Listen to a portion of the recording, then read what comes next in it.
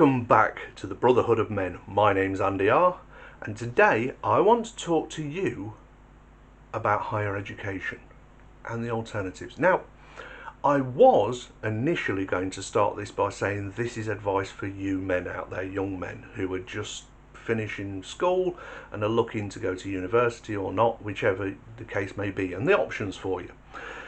But I realised that this isn't just applicable for men, it's also applicable for women.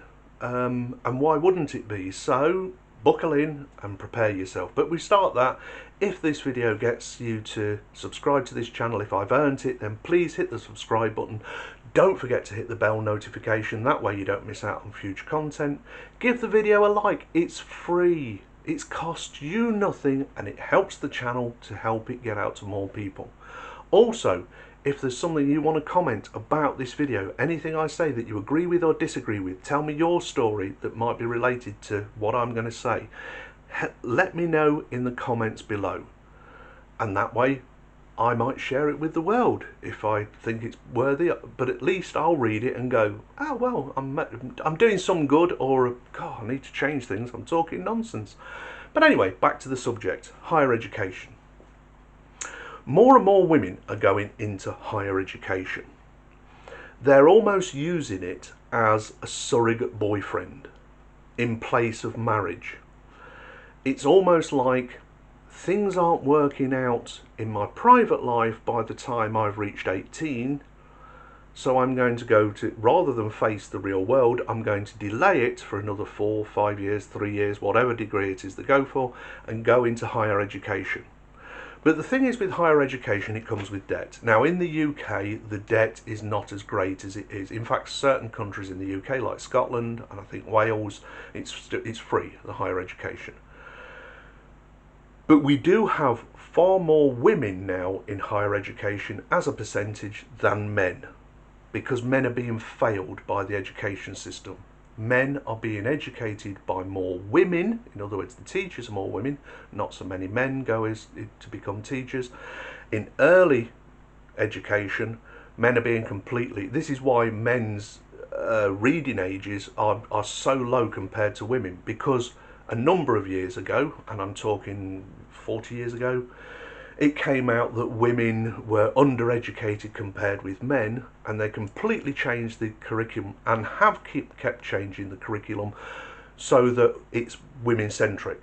They're teaching in a way that women can learn easier, but not in a way that men or boys can learn so readily.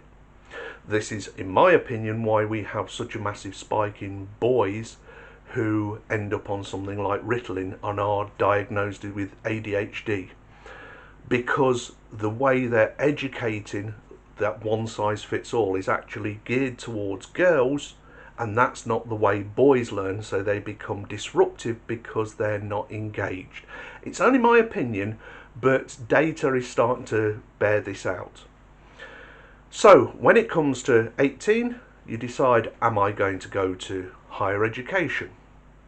Now, unless you're going into something that is going to be good for your future, higher education isn't worth it for you.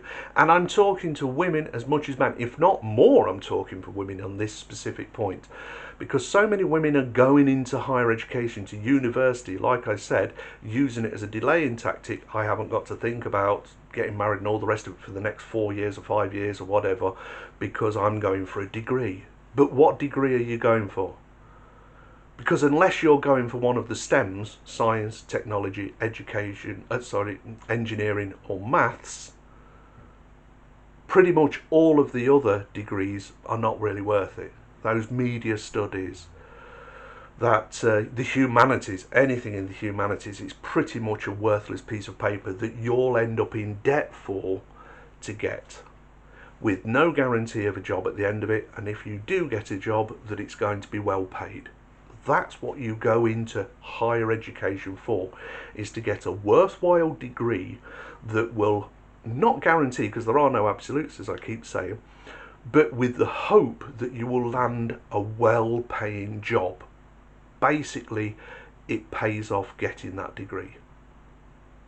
And that's not happening in a lot of cases. The old joke of, what do you say to a media students when you first meet them? Yeah, can I have a large black coffee, please?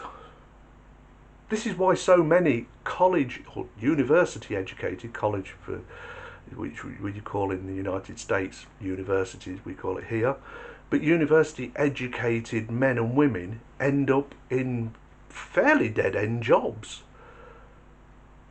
Not really worth the paper it's written on, is that degree. So there are alternatives. You guys out there, you'd be better off looking at becoming a plumber, an electrician, a bricklayer, a plasterer, a tiler, a window fitter, any of those trade jobs. Because the truth is, how many poor plumbers do you know?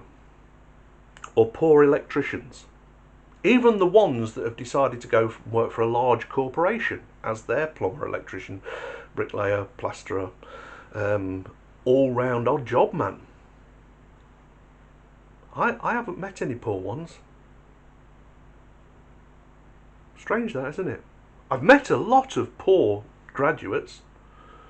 I've met, years after they've got their graduation, a lot of people who look down on those tradesmen as though they're less than them because they've got this piece of paper, while at the same time they're still living with the parents because they can't afford anywhere for themselves, doing a job that pays them minimum wage.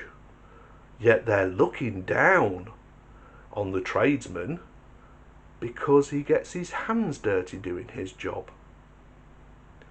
Guys, look into the trades. Look at getting onto an apprenticeship scheme. These are well-paying jobs, and women are starting to come round to the fact that if you say, "Oh yeah, I'm a carpenter," "Oh really? Tell me more." I mean, seriously, women are starting to realise that these guys have money. These guys have prospects. Because an electrician can take that trade anywhere in the world. And that's another thing as well you don't understand. People seem to think that a degree is opening up the world for your job prospects. Well, no, only certain degrees. Like I say, in the STEM fields, science, technology, engineering and maths, yeah. If you're really good at one of those, the rest of the world's going to come beating a path to your door, knocking it down, saying, "Come work to us, come do research with us, come and look, here's loads of money, come and work for us." But you've got to be in the top percentile of your classes in a really good university before that happens. Otherwise, you're going to end up earning a decent wage in any of those subjects anywhere because you have a degree. But all the rest of the degrees after that, and I make no bones about this, all of those rest of those degrees, yeah, they're really not worth the paper they're written on. But when you have a trade qualification, you can emigrate to anywhere in the world. One of the, well, I'll give you for instance. You live in the UK, I live in England. Say you want to emigrate to Australia, or you want to emigrate to New Zealand, or the United States, or Canada. One of the first questions they're going to ask you are, will you be bringing any benefit to this country? So what's your job? You tell them you're an electrician, a plumber. You tell them you're a carpenter. All of a sudden it's like, hey, all these places are building houses. All of these places are building businesses and they need them. And they're in short supply. Try getting hold of one. Get a burst pipe and try and get hold of a plumber for that day, for that minute while your house is flooding. I'm serious. You want to do your bedroom, you want to do your bathroom. You need to put a new shower in, a new bathtub, a new pedestal for your toilet, for your sink, a new toilet in, and you want it all tiling. Trying to get all of those trades together. Come on, do it. See how quickly you can arrange that. Bet it doesn't happen tomorrow. Why? Because those guys are busy. And what happens with busy guys? They earn money. Think about it. Before you go into higher education, say to yourself, have I got a set plan for the end of that education before I go into it. Like I was talking to you in a previous video about marriage and why I think you shouldn't do it, young guys, is you need to go in with your eyes open. You need as much information as you can. If you can secure a job now before you start there with an understanding with an employer that I will come and work for you once I get my degree, that's great, go for it. You've already secured your employment. Don't get to the last year of that degree looking around with everybody else who's on that course with you and the year before and the thousands of other universities doing that, looking for the same job. That's the reality. But hey, if you're in the trade, even if you didn't go and work for somebody else, now you can work for yourself. Now that's where you really start raking the money in. But hey, maybe I'm just talking out of my bottom. I don't know what I'm saying, and this is nonsense, and I'm steering you wrong. Maybe. Do the research yourself, make the decisions yourself. Hey, if you're in the trades, tell me down below, are you living the life of a pauper?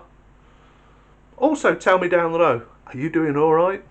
Are you doing all right? I'm going to, and I say doing all right because I'm doing a video soon called Rich in Private, Poor in Public, and how important it is. And if you're in the trades, you know what I'm talking about. Anyway, my name's Andy R. This is the Brotherhood of Men, and I'm going to talk to you soon, but I'm off for a cup of tea because I think I've earned it. Bye now.